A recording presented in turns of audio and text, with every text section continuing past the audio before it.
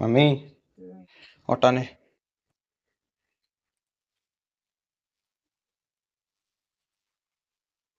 ଅଟା ସରିଗଲା। ଆଜି ତୁ ସେଇ RIFC ଯାଇକି ସେ କାଗଜଟା ଆଜି ଦେବୁ 10ଟା ବେଳକୁ ସାରଙ୍କ ପାଖକୁ ଫୋନ୍ କରିକି ଫୋନ୍ ସେ କୋଉଠି ଅଛି ଯାଇକି ଆଜି ଯେମିତି ହେଲେ ଟିକେ ଲେଟ୍ କରିବୁ କଣ ଦେଇକି ଆସିବି କାଗଜ ଏମିତି ଦେଇକି ଥୁଆ ହେଇଥିବ 15 ଦିନ ହେଲା ଥୁଆ ହେଲାଣି। ଯେତେବେଳେ ତ ଗଲା ସେ ବନ୍ଦ ରହୁଛି ଆଉ କଣ କରିବୁ। ମନେ ପକଉନି 10ଟାରେ ସେଠୁ ସ୍କୁଲକୁ ଫୋନ୍ କରିଦେବି ହେଲା ଫୋନ୍ କରିବି ଫୋନ୍ କରିକି ସତ୍ସଙ୍ଗ ମାସ ଦେଇକି ଆସିବାକୁ ପଡ଼ିବ ଏମିତି ସେ ଥୁଆ ହେଇଥିବ ତ ଟାଇମ୍ ଲେଟ୍ ପଳେଇବ କାମ କଣ ସିଷ୍ଟମ୍ ଏଠୁ କିଛି ହେଇପାରିବନି କାମ ଚିରି ଯିବ ଏମିତି ଭିଡି ଥିବୁ ବସି।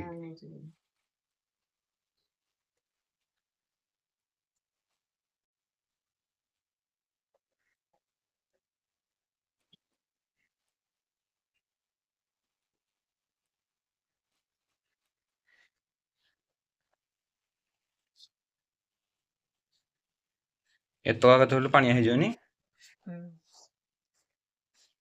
କେତେବେଳେ ଚାଲିବାକୁ ଯାଉଛୁ କେତେ ବାଟ ଚାଲିବାକୁ ଯାଉଛୁ ହାଁ କେତେ ବାଟ ଚାଲିକି ଯାଉଛୁ ଆଜି କୋଟଣିରେ ଆହୁରି ଆଗକୁ ଯାଇଥିଲୁ। କାହିଁକି ଆହୁରି ଆଗକୁ ଯାଉଥିଲୁ ଏତେ ବାଟ ତତେ ମନା କରିଥିଲେ ଏତେ ବାଟ ଯିବୁନି ବୋଲି ସବୁଦିନ ଟିକେ ଟିକେ ଆଗକୁ ଟିକେ ଟିକେ ଆଗକୁ ନାଇଁ ସକାଳେ ଚଲା ବନ୍ଦ କର ପାଠଟା କେତେବେଳେ ପଢା ହବ ତମେ ସକାଳେ ତମେ ଚାଲିବାର ଟାଇମରେ ତମର ସବୁ ଟାଇମ ପଳଉଛି ଚାଲିବାରେ ହାଡୁ ଆସିବ ଖାଇବା ହାଲିଆ ଲାଗୁଛି ମତେ ବସିବି ଟିକେ ଟିଭି ଥିବି ଟିକେ ନାକୁ ଏତେ ରଙ୍ଗ ନାହିଁ ସିଧା ସକାଳେ ଚଲା ବନ୍ଦ କର ଉପରବେଳେ ଚାଲିକି ଯାଉଛ ଯେତେ ବାଟ ଯାଉଛ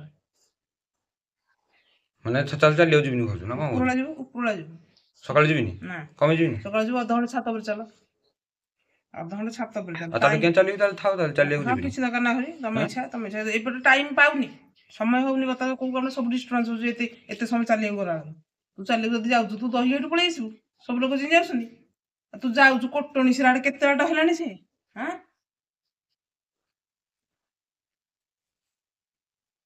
ଏତେ ବାଟ ଚାଲିବାକୁ ଏପଟେ ସମୟ ହଉଛି ସବୁ କାମ କଲା ବେଳକୁ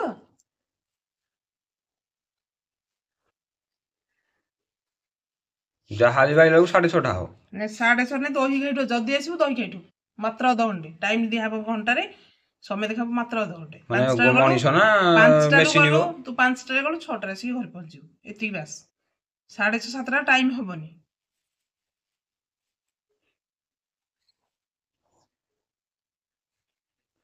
7:30 ହେଲେ ସାଙ୍ଗସାଥି ଖେଳି ବୁଲି ନାଚି କୁଦି ଷ୍ଟେଜ ପ୍ରୋଗ୍ରାମ କରିକି ଆଉଥିବୁ ନହେଲେ ତୁ ଜାଣିଥିବୁ କଣ କରିକି ଯାଉଛୁ ତୁ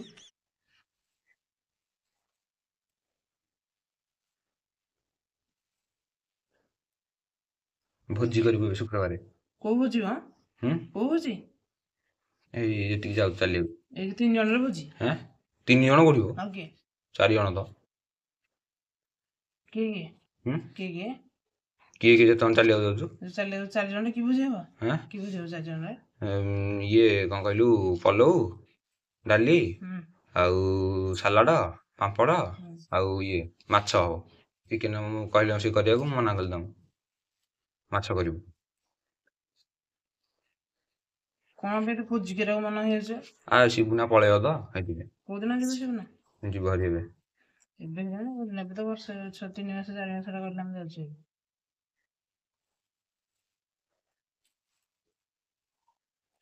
କରିବୁ 3-4 ଜଣ କୋଉଠି ଭୋଜି କରିବା ଦହି ଖାଇଠି ଗ୍ୟାସ ପତ୍ର ସବୁ କୋଉଠୁ କିଣି ନବା ଚୁଲି ଅଛି ବା ଏଠି କାଠ ଦରାଣ୍ଡିକି ଜଙ୍ଗଲ ଭିତରୁ ଏଇଠି ତ କାଠ ପତ୍ର ମେଞ୍ଚା ପଡିଛି ଜାଳିକି କରୁଛନ୍ତି ଆଉ କଣ ବର୍ଷା ଦିନେ ପତ୍ର ସବୁ ଓଦା ହେଇକି ଥିବ କାଠ ଏଇଠି ଇଏ ହେଇକି ଅଛି ଶୁଖିଲା କାଠ ଯେମିତି ଆରଥର ଯାଇଥିଲୁ ରାନ୍ଧିବାକୁ ଭୋଜି ହାତ ଗୋଡ଼ ପୋଡିକି ଯାଇଥିଲା ହେଥର ସିନା ସିଏ ସିନା ଇଏ ମୂର୍ଖରା ନିଆଁରା ସିନା ଚୁଲିର କିଏ ନିଆଁରା ଟିକେ ସାଇଡରେ ପକାଏ ଚୁଲିର ସିଏ ପକେଇଛନ୍ତି ସେମାନେ ବାଟରେ କିନା ମୁଁ ଦେଖିନି ଗୋଡ଼ ପକେଇଦେଲି ଇଏ ହେଇଗଲା ଫଟକା ହେଇଗଲା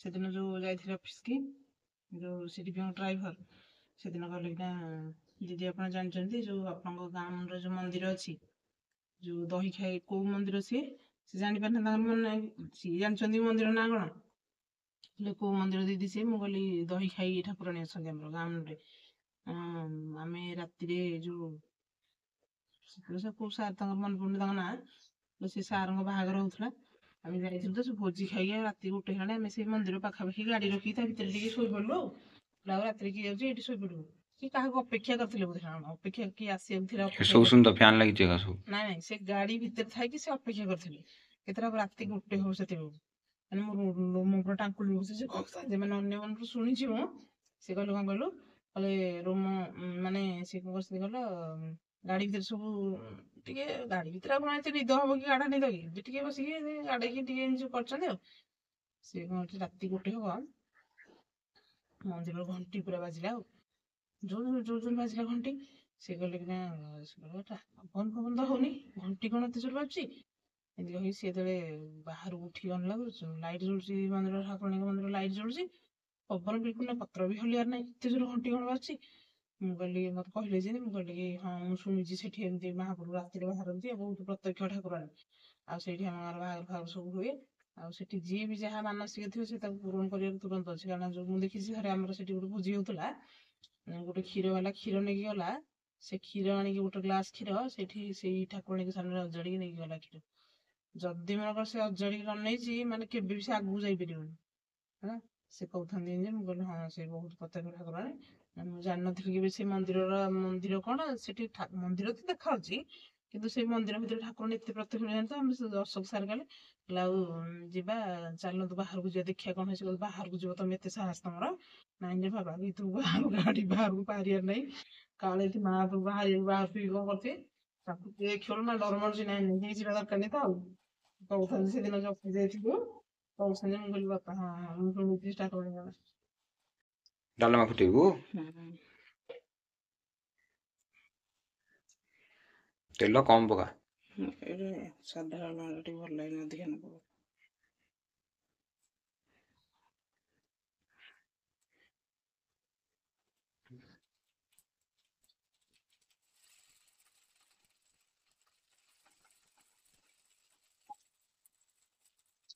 Question.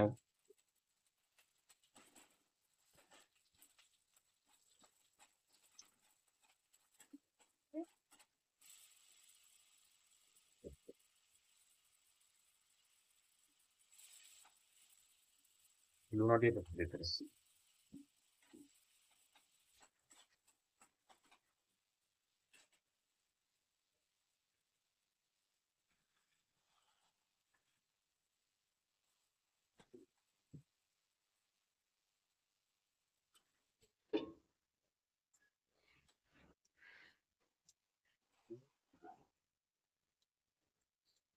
ଆଉ ଟିକେ କଷି ହେଇନଥାନ୍ତା, ଆଉ କେତେ ଅଛି ଆମେ ଚିନି ପଡିବ ଏଥିରେ, ଟିକେ ହାଲକା। ଆଉ 2 ଚାମଚ ପକଉନ, ମିଠା ଲାଗିବ ଟିକେ, ଗୋଳିଆ ନା ମିଠା ଲାଗିଲେ। मन में बसा कर तेरी मूर्ति।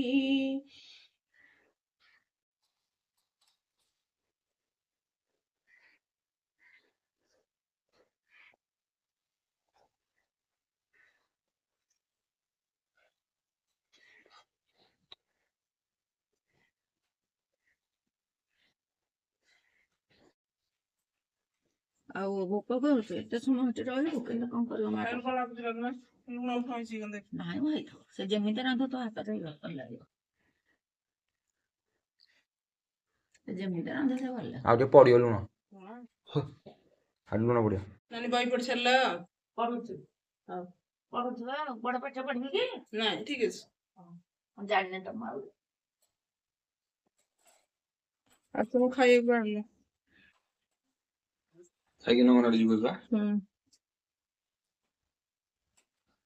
ଡାଲମାଟା ବଢିଆ ଲାଗୁଥିଲା, ଖାଲି ଅଲଣା ହେଇଥିଲା ଆଉ। ଅଲଣା ଲୁଣ ତ ନିଜେ ମନା କରୁଛୁ, ଲୁଣ ବେଶୀ ଖାଇବନି, ଅଲଣା ହେଇଥିଲା। ଲୁଣ ବେଶୀ ଦରକାର ନାହିଁ, ପରଟା ସାଙ୍ଗରେ ଭଲ ଲାଗେ ବେଶୀ, ଭାତ ସାଙ୍ଗରେ ଲୁଣ ଦରକାର। ତୁ କଣ କରୁଛୁ କିଲୋ? ଏଇ କଣ କରୁଛୁ? ହେଁ ତୁ ଖାଇବୁ ପରଟା? ଏଇଠୁ ପରଟା ପରଟା ଖାଇବୁ? ହଁ ହୁଁ ହୁଁ ହୁଁ ହୁଁ। ଏ ତୋର ଅଲଗା ଖା। ନା ଖାଇବୁ ହାଡୁ, ଏ ଫାସ ଦେ ଧରେ ହାତ ହାତ ଫୋନ ଦେଖାଉଛି ବସି। ହାତ ଧୁନୁ କଟ କଟ ବାଙ୍କି ଆସିଛୁ। ପଡିବୁ, ଥାଳି ଉଡେଇ ଦେଇଥାନ୍ତା ଏନେ ଗୋଡ ବାଜିକି। କଣ ହଉଛି ଦଣ୍ଡି?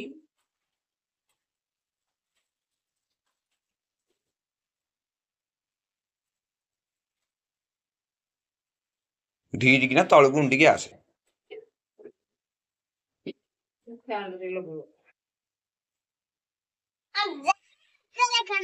ତୁ ଖାଇପାରୁନୁ?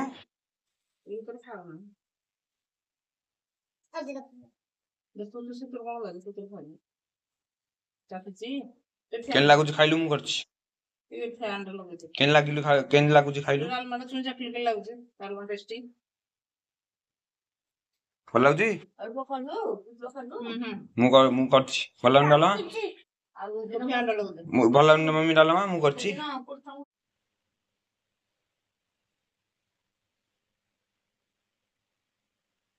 ହଁ ବେଗେ ବାହାରେ ମୁଁ ଛାଡି ଦେଇକି ତତେ ଆସିକି ପଢିବୁ।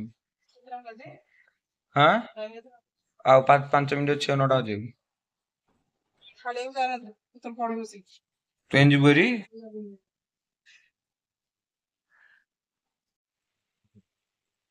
ଯାଉଛୁ?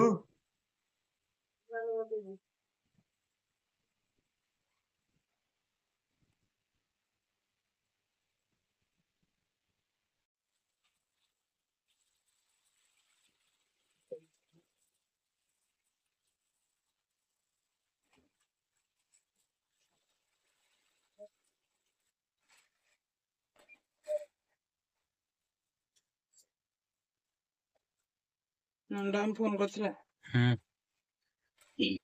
କହିଲେ ଓଡିଶା ବାହାରକୁ ଯିବା। ବାଙ୍ଗାଲୋର କହିଲା ତୁ ତୋ ପୁଅ ଚିନୁ ମୁଁ ଆମ ଝିଅ 5 ଜଣ ଯାକ ଯିବା। କୋଉଥିରେ ଯିବା? ଫ୍ଲାଇଟରେ। ଜଣକେ କିଛି ନାହିଁ, ଟଙ୍କା 5,000 ଖର୍ଚ୍ଚ ହବ। ତୁ ମାନେ 2 ଜଣ ପିଛା 10,000 ଟଙ୍କା? ହଁ 10,000 ଟଙ୍କା ହବ। ଆଉ କଣ ସିଏ କଣ ରୋଷେଇ ଯୋଉ ରୋଷେଇର ଗୋଟେ ଆଇଟମ କରି ପ୍ରଗତିବାଦୀରେ ଛପା ହବ। ଆଉ କଣ ଗୋଟେ ଭଲ ନୂଆ ପ୍ରକାର ଭଲ ହୁଅନ୍ତା ଷ୍ଟ୍ରିଟ୍ ଫୁଡ ବ୍ଲଗ ଉଠିଆନ୍ତା ଯେ। ସିଏ କହିଲା ଦେଖିବା ଗୋଟେ କରିକି ଛାଡିବା। ମୁଁ ଛାଡିଦେବି କେମିତି ଓଡିଆରେ ଲେଖା ହବ ଛାଡିଦବୁ କରିକି କଲେ ପିଠାଟା ଆଉ କଲେ ତାର ଡେସ୍କ୍ରିପସନ ଲେଖିଦବୁ କଣ କଣ ତାର ଆଇଟମ କେତେ କଣ ପରିମାଣ ସବୁ ଲେଖିଦବୁ। ଏଇ ଓଡିଆରେ ଟାଇପିଂ କରିକି ଛାଡିବୁ।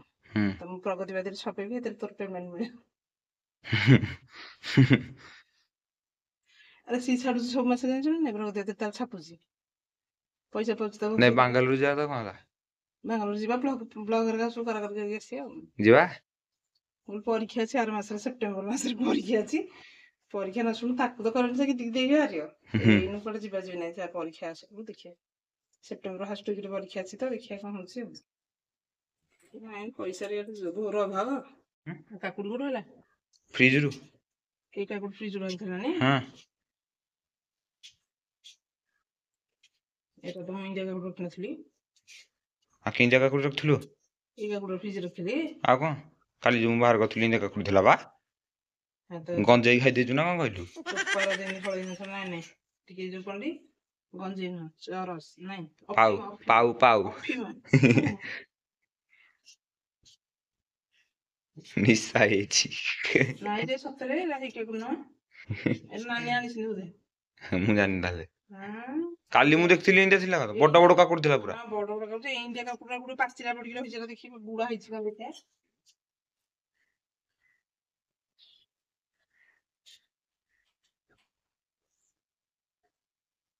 ଇଣ୍ଡିଆ କାକୁଡି ସବୁ ଦେଖିବୁ ପୁରୀ ମାନଙ୍କରେ ସବୁ ବିକୁଥିବେ ନା ମସଲା ଲଗେଇକି। କିଛି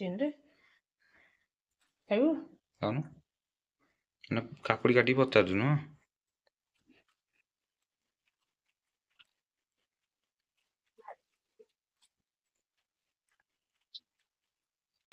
ଏଥିରୁ କଣ ପକେଇଥିଲୁ? ଭେଣ୍ଡି। ଏଥିରେ କିଏ ଭେଣ୍ଡି ପକଉଥିଲା ବାବୁ? ଭେଣ୍ଡି ସିଝା ଲେମ୍ବୁ ଖାଇ ପଡିଲେ ଗ୍ରୀନ୍ ଗ୍ରୀନ୍ ଦେଖାଯାଉଛି ନା?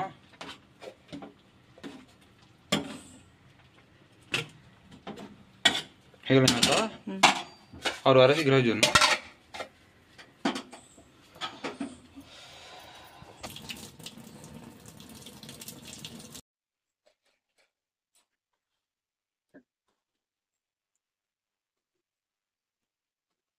ଘିଅ ପକେଇବୁ?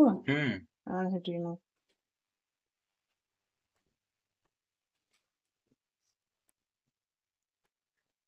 ବଟର ପକେଇବି ବଟର।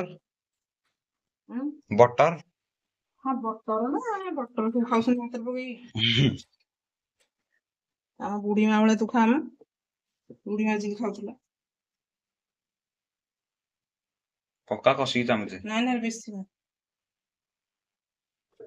ଖାଲିରେ ଯଦି ଖାଇବୁ ମୋଟା ହେଇଯିବୁ ନା ଏରା ବହଳ ହେଇଗଲାଣି ନା।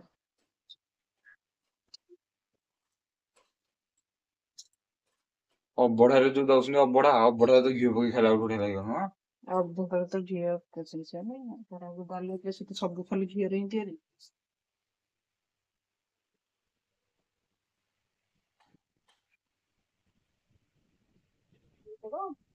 ଆଟି ଆଣିକି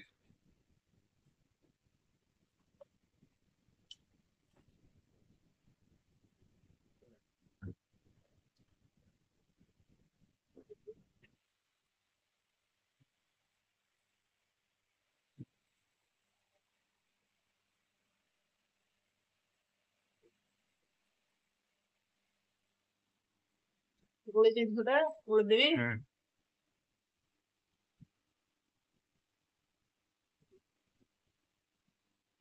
ଡାଲମାକୁ ପୁରା ଅରୁଆ ନା ମସ୍ତ ଲାଗିବ। ଘିଅ ବି ହେଲେ ପରଟା ଅଛି ଟି ହବ ଯଦି ଖାଇବି। ଭାତ ସାଙ୍ଗରେ ପରଟା ବୁଢୀ ହେଇଗଲା ବୋଧେ ନା ଇଏ ଆଉ ବୁଢୀ ଆଣି ସବୁ ମୁଁ ସବୁ ମିଶେଇକି ଖାଇବି। ମିକ୍ସ କରିକି ଜାଣିନି।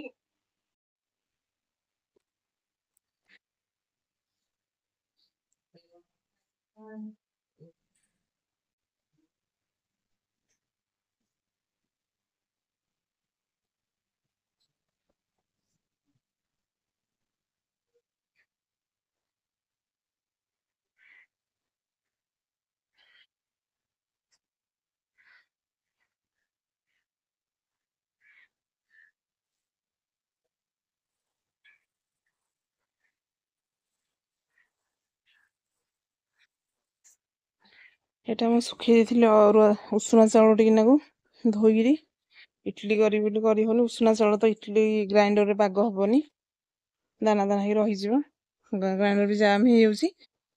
ତ ତାକୁ ଧୋଇ ଦେଇକି ଟିକେ ଶୁଖେଇ ଦେବି। ଖରା ଜମା ଆସୁନି, ଆଜି ଟିକେ ଖରା ହେଲା। ସ୍କୁଲ ଆସିକି ତାକୁ ଧୁଆ ଧୋଇ କରି ତାକୁ ଶୁଖେଇ ଦେବି ଟିକେ ନାକୁ। ଶୁଖେଇ ଦେଇଛି। ନଡ଼ିଆ ଟିକେ ଶୁଖିଥିଲା ଯେ ସେ କେମିତି ଶୁଖେଇକି ଥୋଇଥିଲି, ତଥାପି କେମିତି ଫିମ୍ପି ମାରିଲା ଭଳିଆ ସ୍ମେଲ ହେଲାଣି। ତାକୁ ଶୁଖେଇ ଦେଇଛି। କାଉ ତାକୁ କପଡ଼ାଟାକୁ ଘୋଡେଇକି ଘୋଡା ହେଇଥିଲା, କାଉ ତାକୁ ଆଡେଇକି ଫୋପାଡ଼ି ଦେଇଛି। ତାକୁ ଟିକେ ଟିକେ ତ ମେସିନ୍ ଖରାପ ଅଛି, ତାକୁ ଅଳ୍ପ ଅଳ୍ପ ବତୁରେଇକି ତାକୁ ଗ୍ରାଇଣ୍ଡର କରୁଛି। ତ ଦେଖୁଥିବେ ଆଜି ଏତେ ଦିନ ପରେ ଟିକେ ଖରା ହେଇଛି। ଦେଖନ୍ତୁ ସୁନ୍ଦର ଫୁଲ ଫୁଟୁଛି।